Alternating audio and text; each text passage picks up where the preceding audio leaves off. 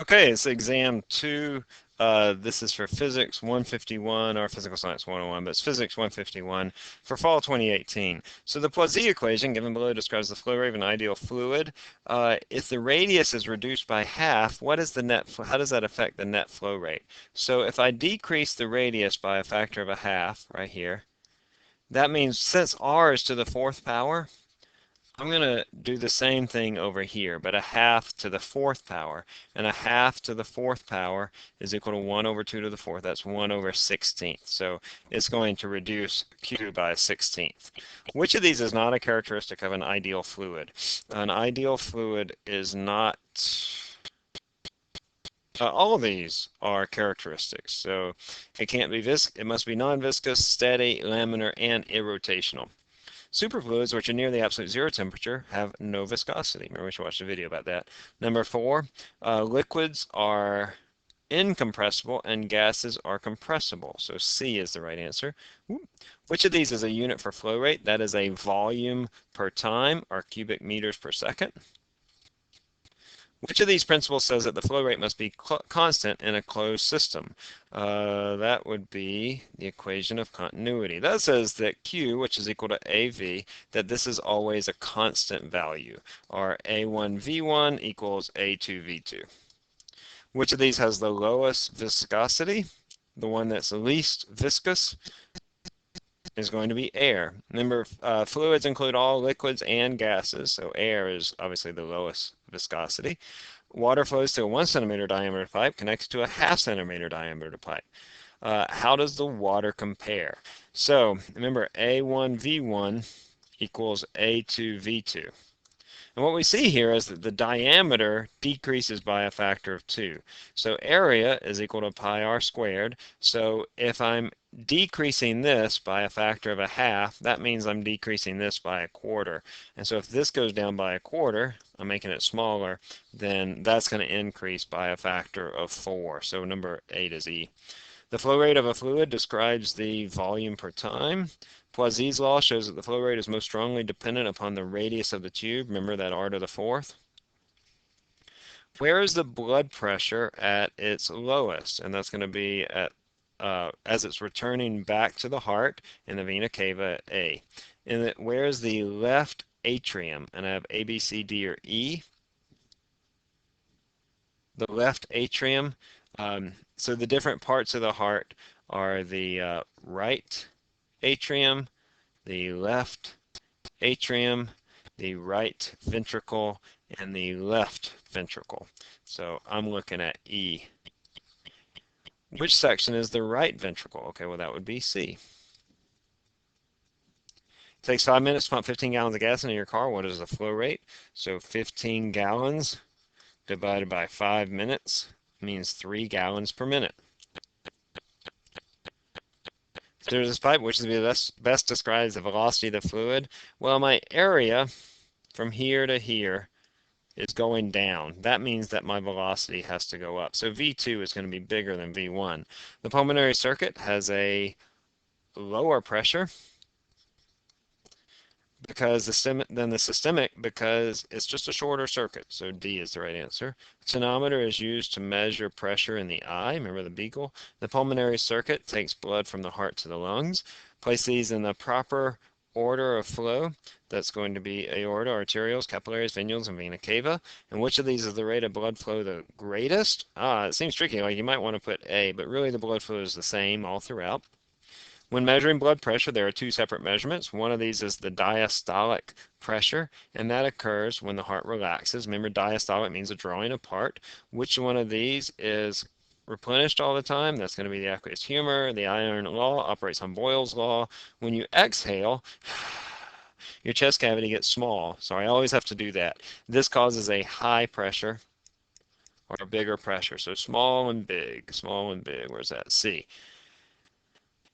What happens to the speed of the blood flowing through the block section? Well, here A has gone down. That means V goes up. So V increases. And remember, when V goes up, that means that the pressure in this particular part will also get in it. So you can have arterial collapse occur.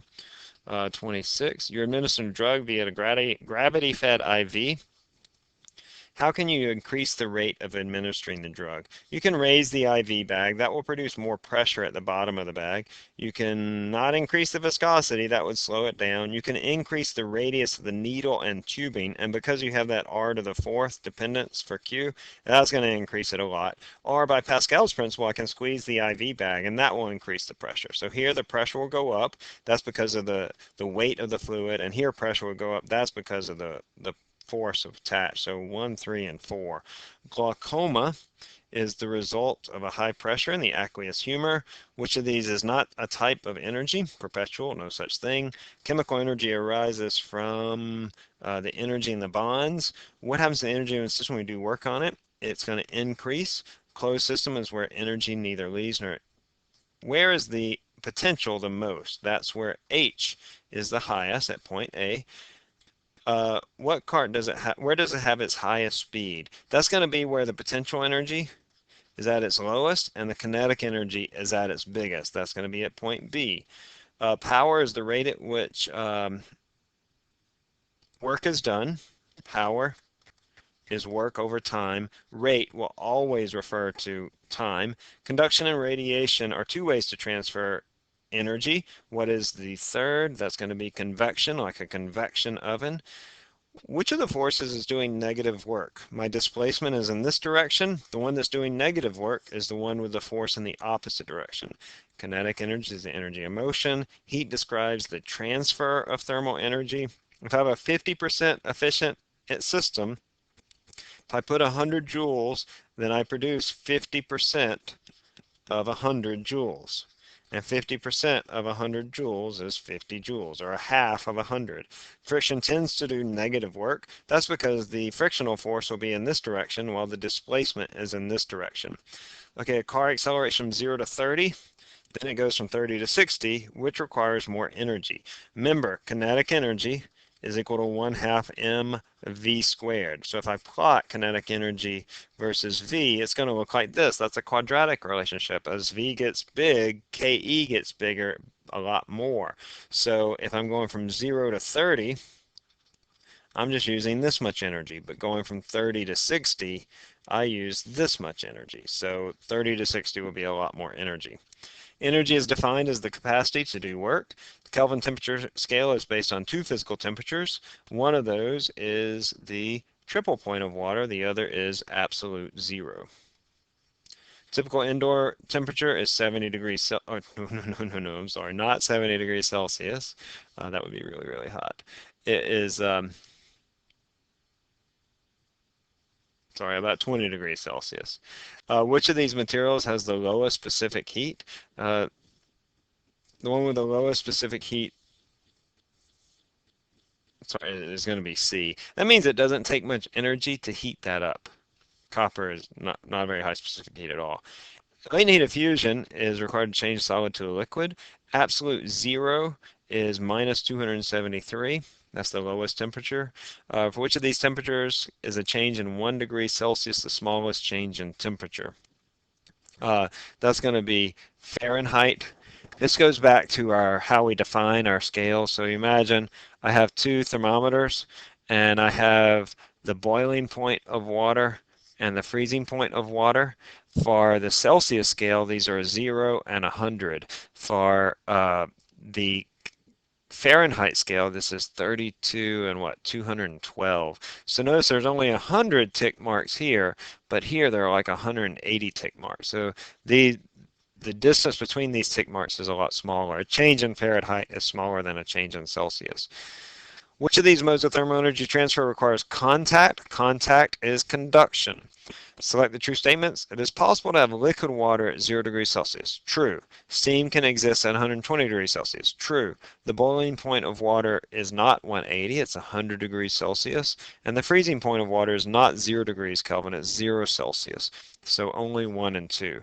Which of these is an example of heating by radiation? An oven cooking bread, the sun heating the earth, or a human body giving off infrared light? All of those are. Material with a higher specific heat will require lots of energy to increase its temperature. Remember, this is Q equals mc delta T. That's our specific heat. So if this is big, Q is big for a change in temperature. And this primary fluid of heat transfer in fluids, oh, that's convection, because I have a moving fluid. All right, I think that's it. Yep.